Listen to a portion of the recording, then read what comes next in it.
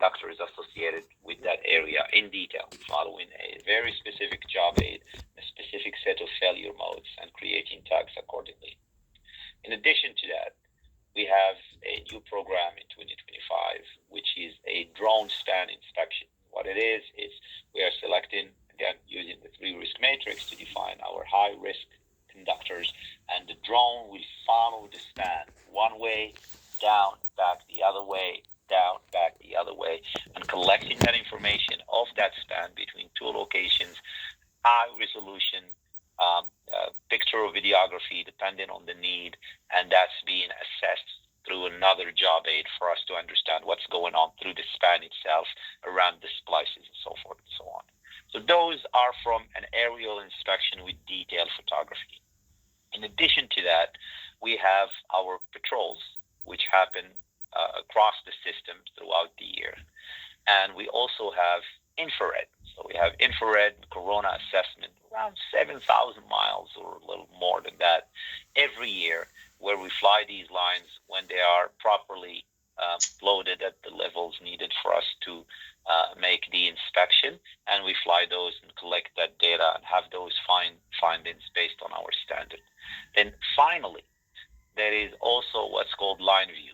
So for any type of conductor that has a steel core, ACSR, ACSS, and so forth, we have a line view device, which is a robotic kind of call it a sandwich that sits on top and on the bottom of the conductor, and it travels across the span while scanning cross-sectional area to look for material loss. So we have those, and we do those for around 20 to 30 lines a year. It spans. In addition, we also have testing and sampling. So whenever we have an opportunity for a specific line, either through ongoing work or specific targeted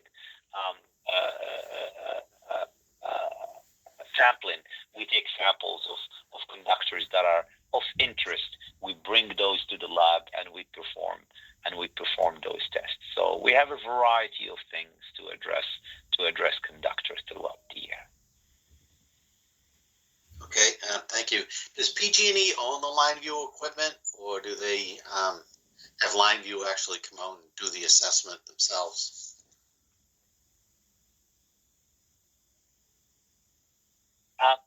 At some point we were leasing, and I thought that we had our own, but I would have to follow up on that. Okay. And anyone from my team, Michelle or others, if you know the answer, I know we started leasing, but I don't know where we're ending up now.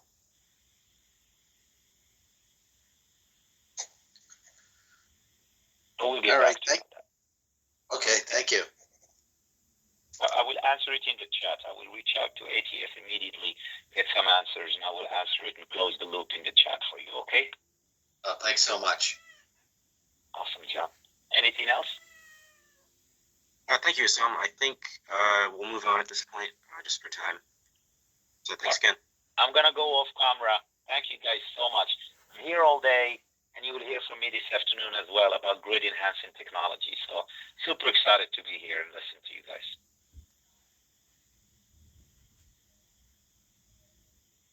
Thank you.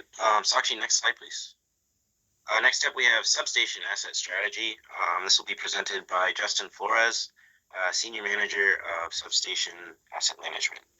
So Justin, please unmute yourself and go ahead. Yeah, thank you for that. I want to make sure that the audience can hear me okay. Yes, we can hear you. Okay, great. So good morning, folks, and we appreciate the time and the engagement. Certainly, following Isam and Maria, I'd like to discuss some of the substation asset strategy, some things that we've accomplished and we want to take note of for 2024, other things that we're continuing to improve on going into 2025 and beyond, and equally like to share some of how we're visualizing risk across the substation portfolio in general. So could we go to the next slide, please? Okay, so similar to transmission, this slide isn't a new one, but it's certainly been updated. But we continue to operate the transmission system at 500, 230, 115, 70, and 60 kV voltage levels. We're currently operating 227 transmission substations that are within those voltage levels or classes. 55 of those stations land within our what we call HFTD or HFRA, and we still continue to operate 8 configurations of bus design that are covered below. Breaker and a half, ring bus, double breaker, double bus, single breaker, main aux, single bus, single breaker, loop and tap style buses, each bringing varying levels of benefit and factors around utilization. So as we look at the system kind of holistically from a BES perspective, 374 bus systems land within the BES criteria, where an additional 563 buses are considered non-BES. In terms of our transmission transformer fleet, we're operating 334 transformers from a single phase or a single tank standpoint, and around 129 stations that are 3-phase. For the assets kind of below circuit breakers, we continue to build up our GIS fleet, currently operating 91 breakers on the transmission system that are considered GIS or gas insulated substation, and the remainder, about 3,683 breakers on the transmission system, are operated in an outdoor environment. In addition to that, we still continue to operate motor operated air switches, batteries, our station DC plant, and several reactive components. And as the system continues to grow and evolve to meet electrification demands, we're starting to see some increase in our reactive equipment needs and the capabilities for the system to respond and adapt to the growing infrastructure around electrification. So that's our overview, and if there's no questions, I'd like to go to the next slide, please. Okay, so really taking an inventory of 2024, looking back, if you will, want to just spend a little bit of time sort of celebrating some of the successes that we were able to achieve in 24, also looking at some of the objectives that we had set out and were able to accomplish, primarily around asset lifecycle planning. You know, we're excited to share that we've developed a risk prioritization model in the form of a risk matrix, and that's in line with what Maria laid out earlier, and several mitigations that come along with that. Also, one area that we know we're starting to see a lot of compression is around long lead materials and our sourcing strategy around that. We've really taken a note of that and made significant strides to help us overcome some of the sourcing issues and dependencies that we've been experiencing from the industry. And so that sort of translates into a 5-year strategy around our sourcing and mitigating sourcing issues. We think about asset maintenance and inspection. We've successfully implemented all of our programs around increasing maintenance, and this is one area that we really wanted to deliver in 2024 around increasing testing for our transmission transformer fleet in the form of power factor and high voltage dielectric testing. On the climate resiliency front, or climate change and resiliency front, we set out in 2024 to mitigate 25 breakers that had significant or increasing SF6 leaks from a gas insulated circuit breaker, and we met the target, and in fact we exceeded that target, and we were able to accomplish the mitigation and repair on 35 breakers.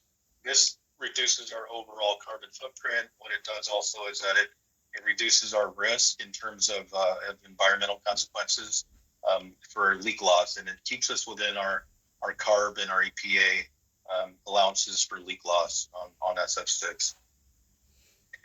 We also continue to install and meeting the CARB requirements. We continue to install circuit breakers that are non-SF6, and our current standard calls for dry air technology with vacuum interruption capabilities.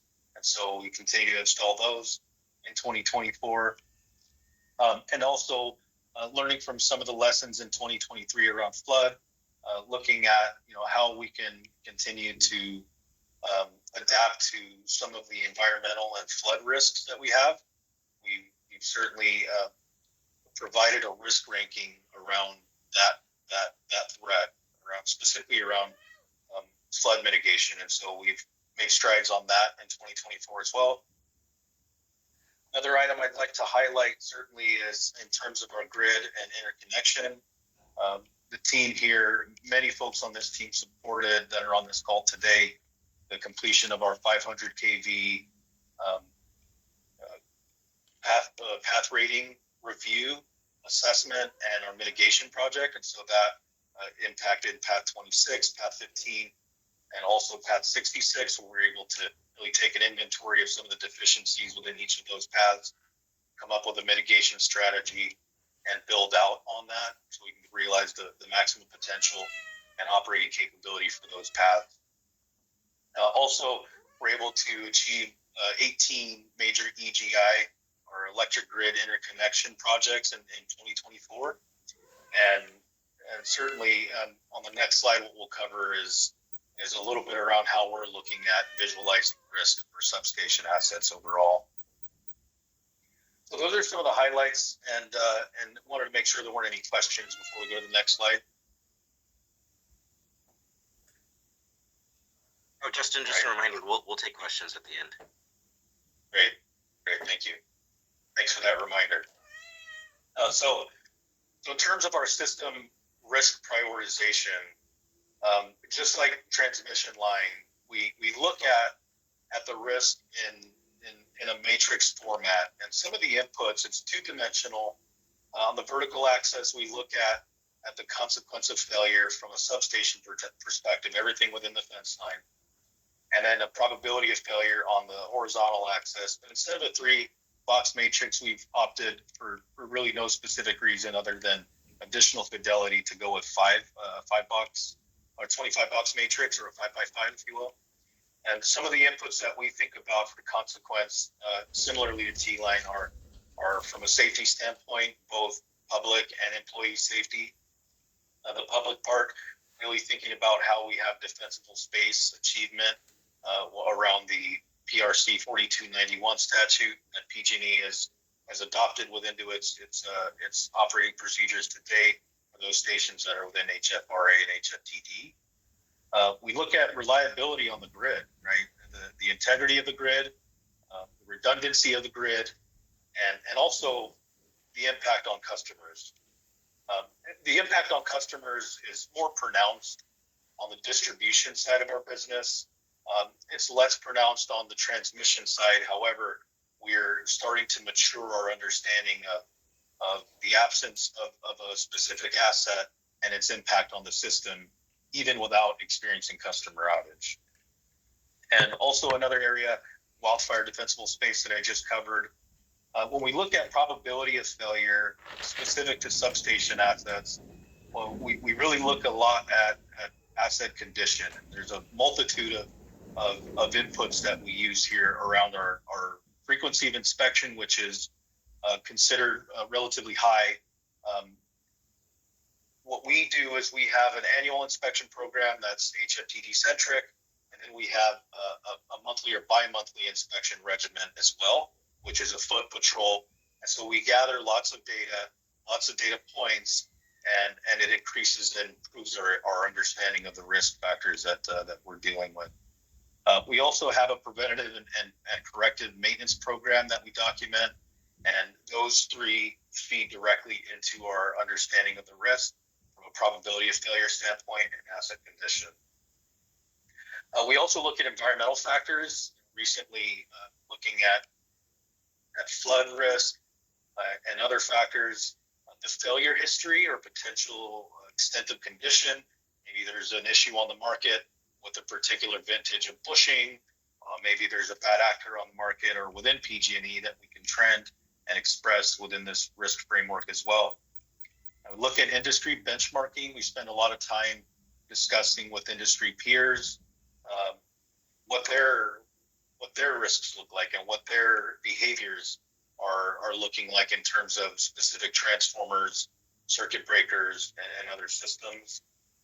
And so we spend a lot of time sharing cross-functionally with our peers through forums like NATF, IEEE, Global, and a number of others. So we're able to bring that information back and really put it to use within this risk model.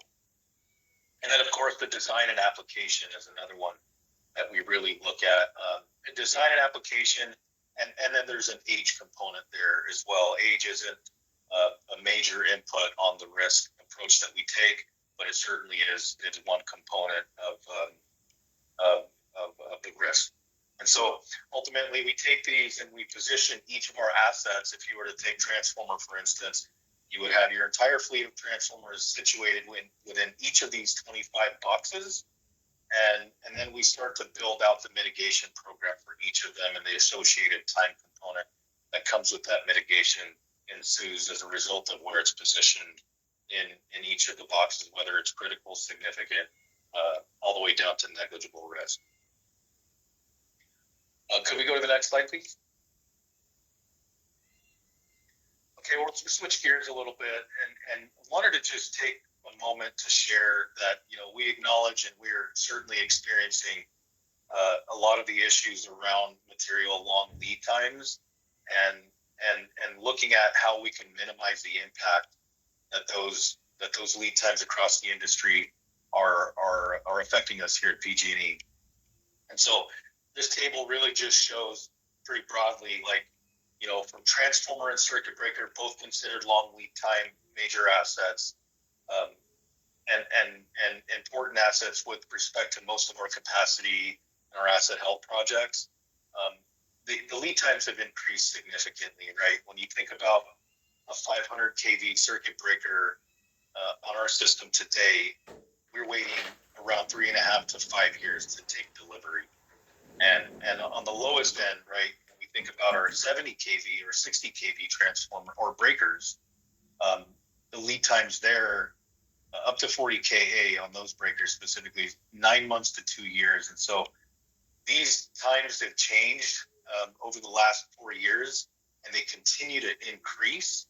And so we've really taken pause and said, how can we start to curb the issue? And this is sort of where our 5-year strategic process for sourcing material, and that's, asset team working with standards team, working with our sourcing partners, figuring out how we can overcome some of this. So as an example, one of the items that we've implemented was, doing bulk ordering, right? And so bulk ordering gives us a sort of an edge on the market with respect to other potential competitors looking for similar assets. We can purchase lots of them at one time, deliver them at different times, but have those slots at the factories really locked down. And so that's something that we're really starting to lean in on, and also looking at other alternatives for other vendors across the industry. One other item as well is that we also expect to reduce some of these long lead time delays on our projects by doing our bulk ordering through what we're calling our other balance sheet, this OBS account. And I think our capital accounting team can speak in more detail about this.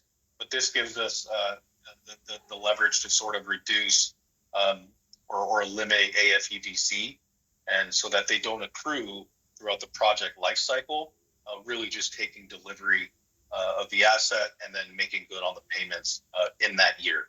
And so this is a program that our capital partners can speak more to, but it's one component of the overall sourcing strategy to reduce stress both on the system and on our projects.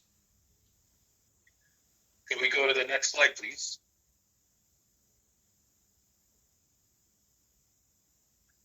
Right, so looking, kind of where we're at now and beyond, and how we want to continue improving the substation asset management program as a whole.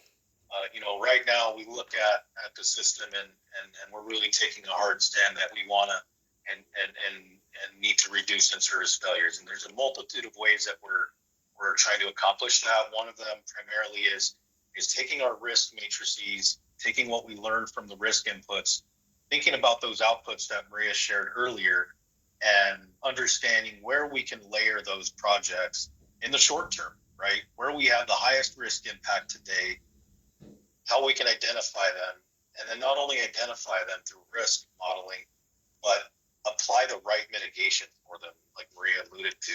And so we're thinking about that as kind of in our short term. So we can identify these assets that are, of worst health in our system and implement JIT or just-in-time mitigation projects and programs around them. And so this is something that it's not a new concept for PG&E. It's something that we've had for some time. We really want to lean in heavily on it as we go into our IGP years to help us bridge those gaps between IGP and when we're able to see these large investment efficiencies and kind of how we manage the risk today. And so JIT program strategy is a critical piece to that, continuing to understand the risk on our system and build and mature our models and how we visualize that risk and how we can set it in motion with our projects. Online condition monitoring, this is a pillar of our short-term mitigations, something that we're taking a lot of pride in as time is going on. But we're able to really, get some unique insights in terms of dissolved gas analyses, partial discharges and power factor measurements on the tank and at the bushing level for transformers. And we have, good use cases where we've had success with this program. We look at this as, where we have an asset identified as a sick asset, would it make sense to identify that potential failure mode with online monitoring?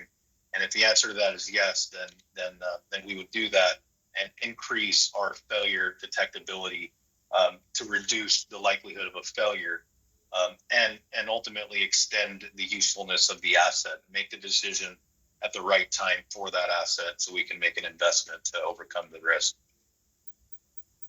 We think about new technology, two items that really stick out here. One is that, we really want to lean in on smart wires or smart valve, which is an advanced power flow control pilot. We're continuing to roll this pilot out at Los Esteros.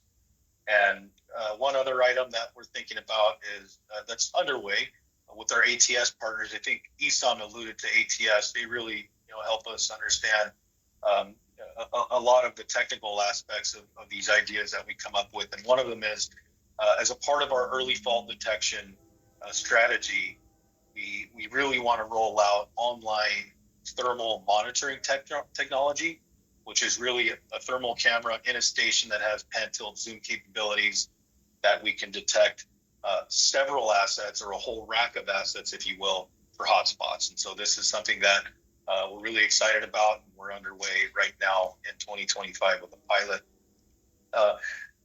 Doubling down on the material sourcing strategy, continuing to reassess equipment needs. And we do that on a quarterly basis with our standards team and providing accurate forecasting to our sourcing partners, right? So that we can get vendors, we can get slots and reduce that compression with material.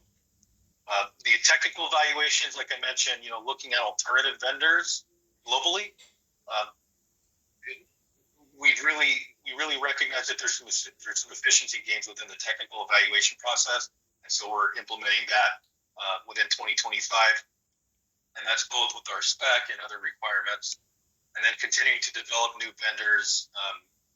As I mentioned, looking at alternatives across the globe, just like I think most companies are doing today, and I think we're starting to see that the industry is starting to come up to speed on the needs. And so we're seeing more investments, additional factories being stood up, additional plants being stood up as well. And then on the climate change and resiliency side, with respect to the wildfire specifically or flood risk, we continue to mature our defensible space strategy and reducing our overall risk for wildfire spreading from a substation ignition. And one other item to highlight here is that we really are considering and starting to make steps in that direction for updating our standards and design strategy, or design criteria, if you will, for to meet the issues that we're encountering for climate resiliency. So this is something that Rama from our team is leading up, and really there's 3 issues to address here: flood, temperature, and sea level rise are kind of the major drivers for us taking a deep look at the standards and trying to make them right for the time. And so I think that's about it for continuous improvement. And I believe that was the final slide that I had for this session. But I wanted to check to see if there were any questions if we have time. Thanks, Justin. That was great. We'll take an abbreviated round of questions now, maybe a couple. Just a quick note for stakeholders. I want to remind you, feel free to, if you have questions during the presentation, just go ahead and throw them in the chat at any time, and we can just address those once the question period opens. And if we don't get to all of you right now, again, please use the chat, and the SMEs can respond to you throughout the day. Pushkar? Hi, this is Pushkar Wagler from Flynn RCI on behalf of BAMAX in San Francisco. Can you hear me? Yes. Yeah, a quick question, and I could have put this in the chat. I'll keep that in mind next time. You talked about the SmartWire smart valve, and you sort of refer to it as a pilot. Is that because it's sort of a first of its kind, or because you have additional projects that you'd be, I think, presumably at the Lone Tree, Caetano, New York series reactor also entails smart valve, series reactor. So just wanted to get a little bit insight. Is it because of it's the first time that you'll be implementing that project? Is that why you're referring to as a pilot, or what? Could you just elaborate on that? Yeah, it's a good question. So go ahead. I just wanted to jump very quickly in front of you so we can save some time. So this afternoon, I believe around 1:50 p.m., I do have a presentation about grid enhancing technology, and I do have a slide in there that is very specific to the advanced power flow controllers and specifically the SmartWire, and I will be able to answer all of those questions. Excellent. Thanks, Mom. That's all I have. Thanks, Isam. Yeah, I would have referred you to Isam as well, so yeah, I appreciate that. Thanks, Pushkar. Tim, please ask your question. Sorry, off mic. Hi, Tim Mason, Grid SME, consultant to CPUC Energy Division. I had a few questions on there, and first of all, thanks so much. It's a wonderfully comprehensive presentation and very, very helpful to understand. You mentioned a couple things, that you had 18 interconnection projects completed in 2024. Are these for individual facilities, or can you quantify the number of new generation interconnection projects that were enabled in 2024 and the number of megawatts? Yeah, Tim, I think that's a good question, and unfortunately, I don't have that level of detail in front of me, but I think that's something we could follow up with. Okay, great. If you could take that as a data request, that'd be really helpful. Two other questions. First, you talked a little bit about your purchasing strategy in the other balance sheet.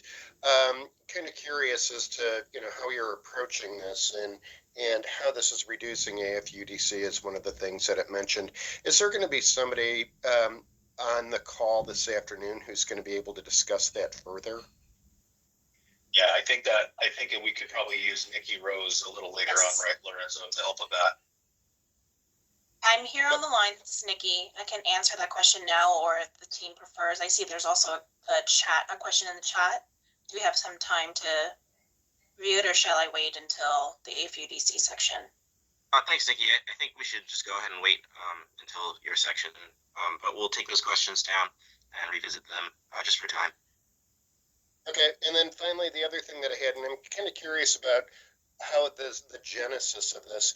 This is the first time we've really heard about the flood mitigation strategy as part of the climate change and resiliency perspective. So since this is the first, trying to get a sense of how big this is and kind of what's going on with it. Obviously, a lot of your facilities are at sea level, or near waterways. Is there more detail is there any kind of written documentation about how you're proceeding with this, or a discussion of any kind of work plan about how you're assessing the risk relative to flooding and sea level rise? Yeah, so right now we've taken an assessment, working with our climate team, and we have an assessment done. And right now the thinking is, how do we integrate that into our asset management plans and our standards, right? So I can go back and see if we've identified any projects specifically where we're implementing, but certainly what we're doing is, the lead here is that we know that the climate is changing. We have to take an inventory of that and its impact on the system as we go forward. So I don't think we have anything really matured yet in terms of operationalizing that outside of emergency response. But certainly this is something that we're thinking about, and we want to be able to be prepared for as the climate impacts become worse over time. But what I can do is I can certainly take that back, and if I'm hearing the question right, figure out if we do have anything that's operational as a result of that inventory. Is that what I'm hearing? Yeah, that or anything that's operational, and also if there's any kind of planning documents that talk about what that's going to include and how it's going to be implemented into the assessment process, if you will. Got it. Okay, maybe I could add to that just really quickly. One thing that PG&E had filed with the CPUC is a CAVA, which is, really addresses the framework in terms of how we're thinking about climate change and resiliencies. So, and so that is, kind of FYI, kind of a high level discussion, but then it translates, to asset managers. As asset managers, we're doing more in-depth assessment, specific, not only to our legacy assets, the assets that we have out in the field, but also we're reviewing our standards as we are growing our system and we're building new assets. This year, we're doing kind of an assessment of our standard to make sure that we're upgrading our standards. So as we add more equipment in the system, that they're resilient for future years. Oh, that's great. Was that document provided as part of the TPR submission, or was that independent of the TPR submission? The CAVA filing? Yeah. That should be, I don't know if it was provided as part of TPR, but it should be part of the publicly available filing. So we could get that information over to you. Yeah, that'd be great. If you could send a link in the chat, that would be fantastic. Thank you. Thanks. Thanks, Maria. Thanks, Tim, for your question. I think at this point we'll go ahead and move on to the next one.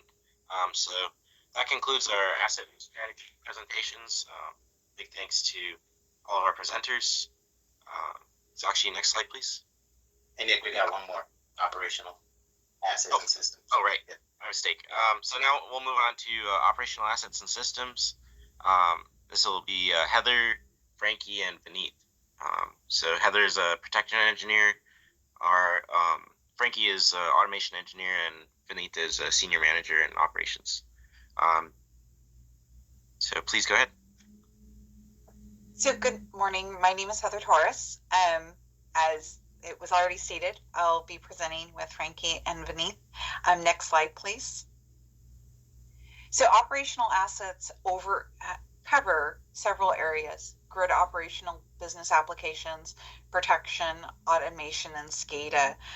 These slides will show a brief overview of all of the assets that are covered in operational assets and systems. This group manages EMS, RAS, relays, synchrophasers, SCADAs, RTUs, and impact buildings. And we have several EPSS projects that we also work with. Next slide, please.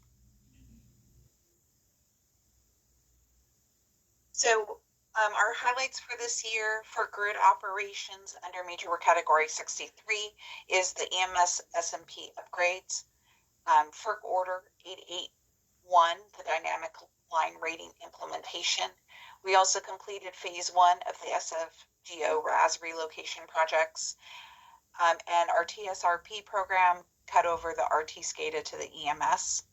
For system protection, the major work category 3F, our focuses this year for operational assets have been related to our real-time dashboard and also developing relay health scores, utilizing our MPRs, which is our failures, and then working on our EPSS initiated projects for transmission lines.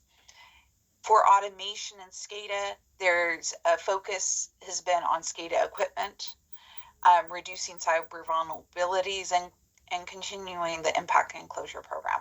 Next slide. For the asset strategies for EMS, will include EMS upgrades to address vendor support and aging end-of-life assets.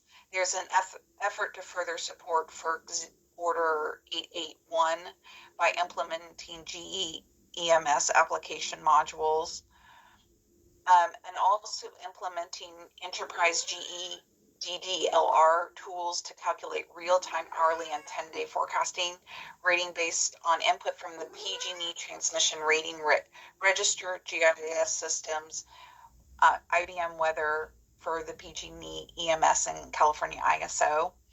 And future EMS projects include phaser application server replacements for our PMUs and PDCs and control room video wall replacements. I'll hand it over to Frankie for the next slide. Thank you. Thank you, Heather, for the general overview of the operational assets. I'm Frankie. I'm with System Automation. I'm the MPAC Program Manager. And as we talk about the MPAC, it is basically a prefabricated control enclosure. In the old days, that PG&E has been integrating building the relay panel and batteries system in the brick and mortar. So about 20 years ago that we have deployed the metal clad enclosure and as the one that you are seeing on the screen. And the program driver for the MPAC is basically to generally perform it in an integrated manner with other capital projects, such as the capacity expansion, bus conversion, sometimes could be just a deficiency of the agent access in the relay or automation system. And we also have a life cycle replacement for the MPAC that we have deployed since day one, about 20 years ago. And in general, that is the approach that PG&E is moving forward of how we upgrade the agent operation assets within a substation. I'll be sticking around for the duration of this chapter for the operation assets. If there are questions, feel free to put that in the chat or basically raise that up. With that, I will turn that back to Heather. Next slide, please.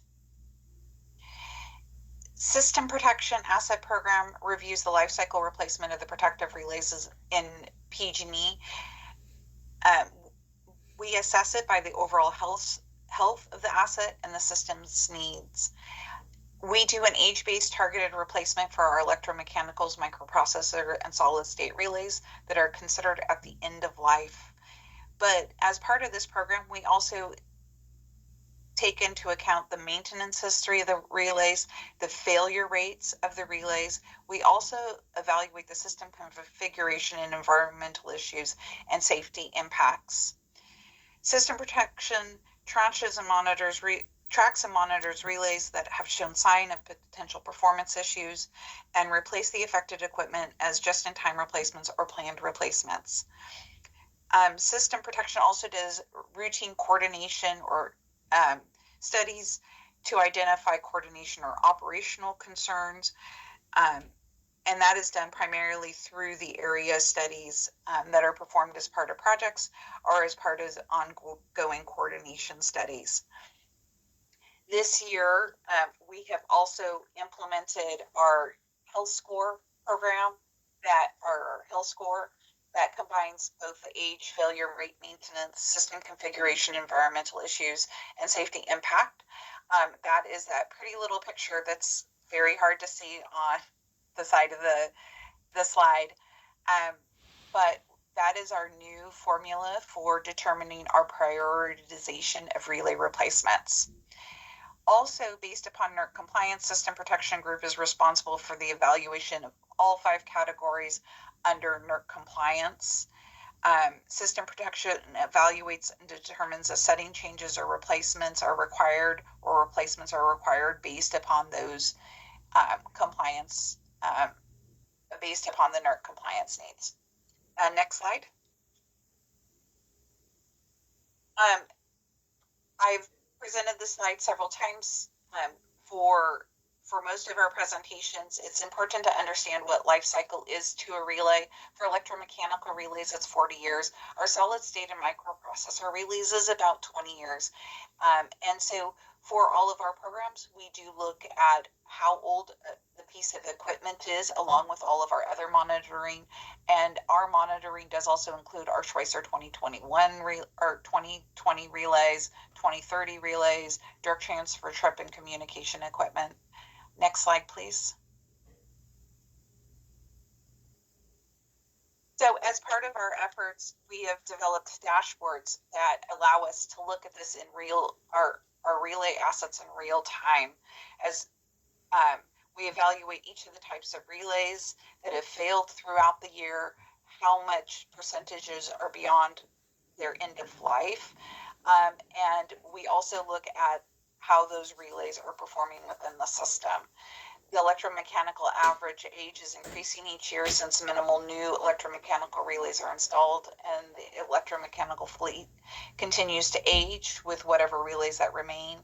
Microprocessor relay fleet average age has been increasing for the last 6 years, and we're honestly not keeping up with the replacement of the aging microprocessor relays, which is one of the main drivers for us adding this health score and real-time monitoring into our dashboards. Next slide. So relay failure totals by year. As I said before, we monitor these, track the failures. We also look at our MPRs. How are these relays failing? Are we seeing continuous trends in one direction or another? Some of our analysis is including looking at the GE relay failures. We have observed in the last 5 years that our GE relays have increased.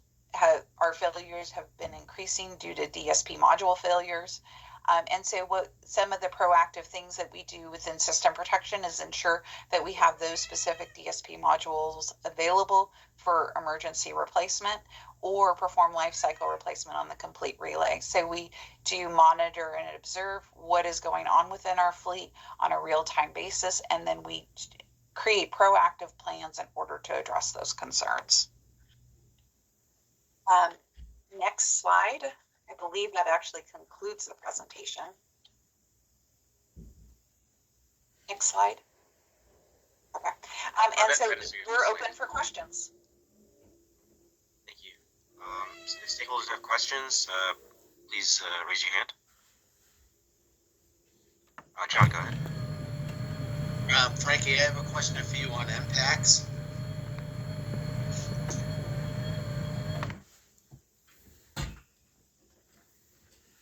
Okay, sorry about that. Hi, Frankie.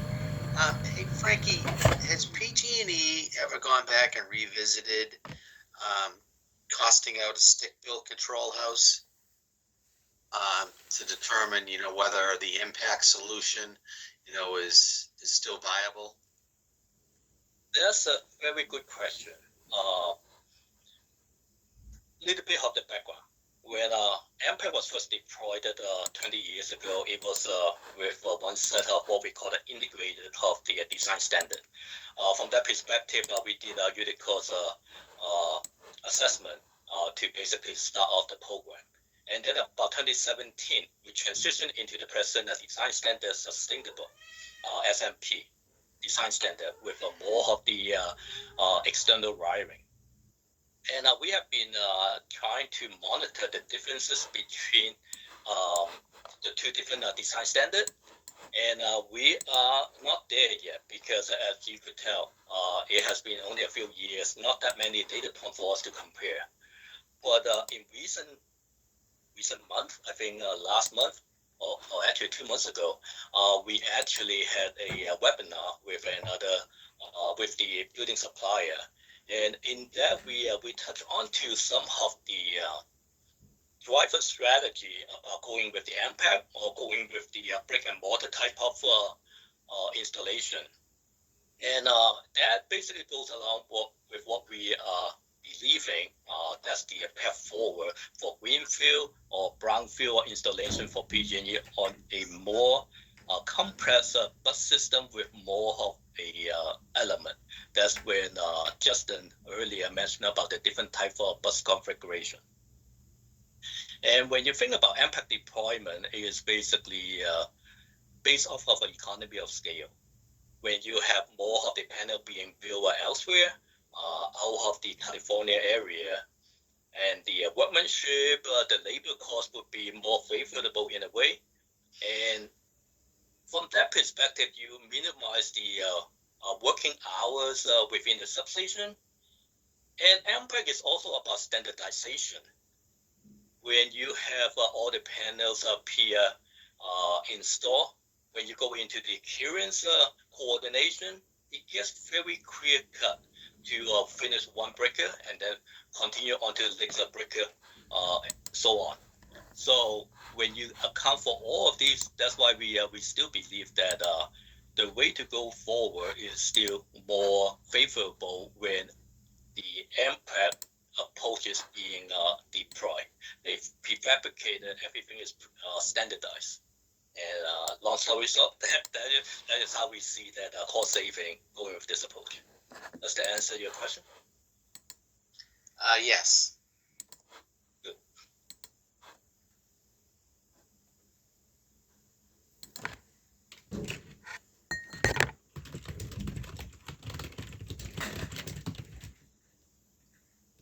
All right, thank you, Frankie and Heather.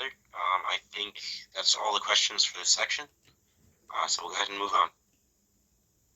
Next, we have a stakeholder requested agenda item. This is relating to the Cottonwood installation of 115 kilovolt bus difference relay. So Heather will be presenting again along with Chase, Senior Consulting Project Manager with Transmission Operations. So go ahead, guys. Thank you. So this is Heather Torres again from Protection. We'll go ahead and go to the next slide. Chase is here to support me with any questions that you might have additional to this presentation deck. So I provided you the question basically, but I'll give you a high level overview based upon some specific areas of concern that were brought up in the question. I have the question on the screen for you guys to read. I won't read that. So project activities. So the Cottonwood bus differential project is to install a bus differential at Cottonwood 115 kV. The project activity, the question was concerning the project activity for 2022 to 2025 period. There are still project activities associated with construction and project coordination, although there were no major milestones reported within the time period. During 2022 and 2024, there were noted issues with funding, personnel support, contract negotiations with the EPC contractor, and a realignment with the upcoming station rebuild. Within PG&E, we do have some personnel realignment support issues that do appear in some of our major projects, and that is one of the contributing factors within this project activities for Cottonwood. This project was actually never put on in a hold status. The project was not put on a hold status. Funding in during the issues with funding in 2022 because it did not meet the whole guidelines of no work for 6 months. And there were outstanding contracts associated with IT and actually security during that time period. Next slide. EPC contract. The contract for this project was considered an EPC contract. The 4.1 million in contract costs did include engineering support, material purchase, and construction support. The Cottonwood Bus Differential Project was considered and is still considered a pilot project started in 2019. It was implementing distributed bus bar protection, which was new to PG&E. So we don't actually have distributed bus bar protection currently in PG&E, and we still actually don't have distributed bus bar protection within PG&E.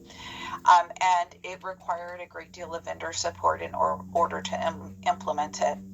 Late in 2024, due to unforeseen contract installation issues, the project scope was modified to install IEC 61850 bus differential, and that also aligned the project with the bus conversion project.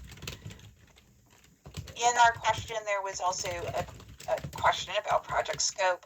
The Cottonwood Bus Differential Project was developed as a pilot project to install the distribution bus bar protection on the 115 kV bus using fiber optic connections. The project was installed as a redundant scheme with our existing GE B90 bus bar relay.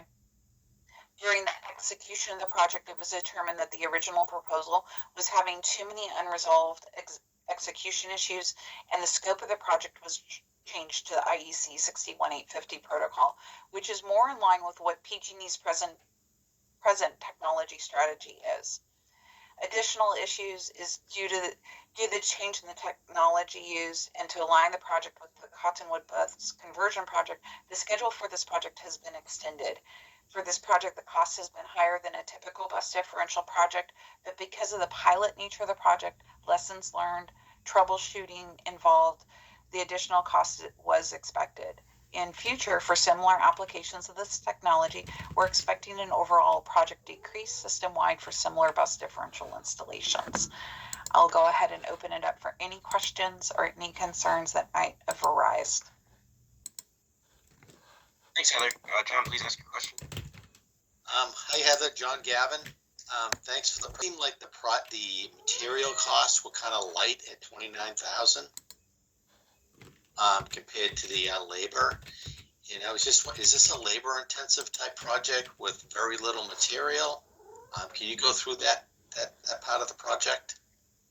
So, Chase will correct me if I'm wrong. This is an EPC contract project, so most of that labor, most of the contract cost does include engineering support, material purchase, and construction support. So it's actually rolled into that $4.1 million. So there's material rolled into that 4.1. That's correct. Okay, so the material that we got from the cost breakdown of 29,000 wasn't complete.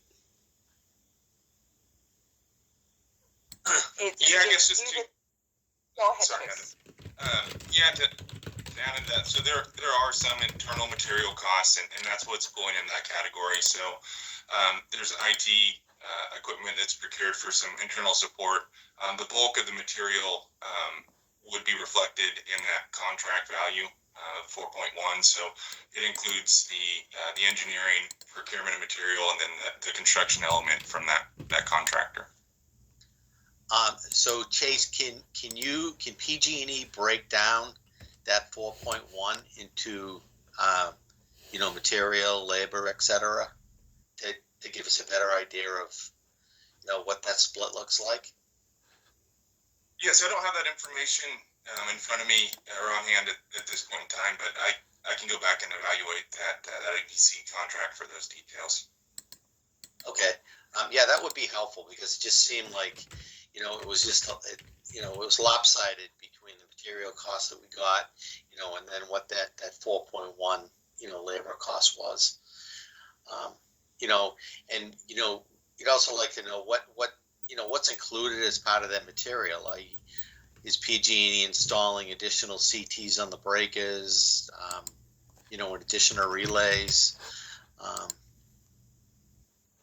and implementation of the IEC 61850 protocol. So all that information will be helpful.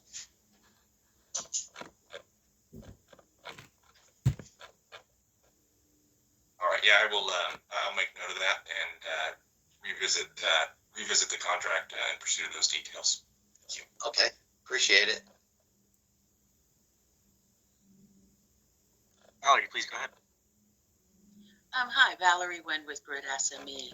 So I'm curious, when the EPC contract was signed, was that signed in 2019, or was that later modified because of the equipment change?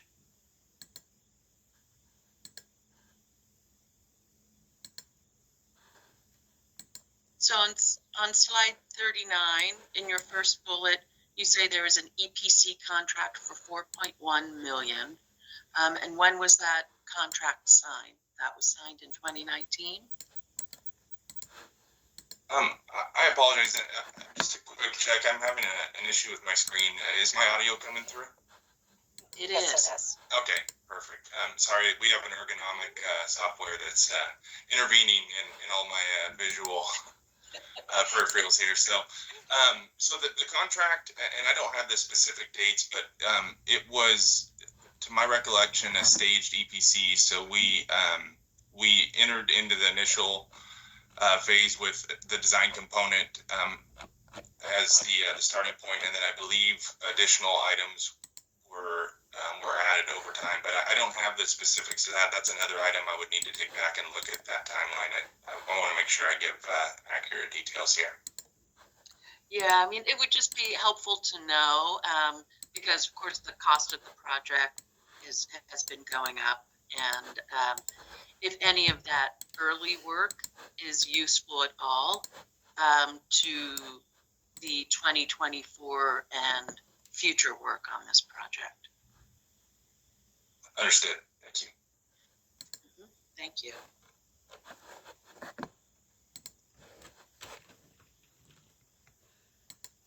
All right.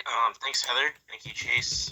And thanks, stakeholders, for great conversation. I think we can move ahead now. We did have a break scheduled next, I believe, but we are a bit behind schedule.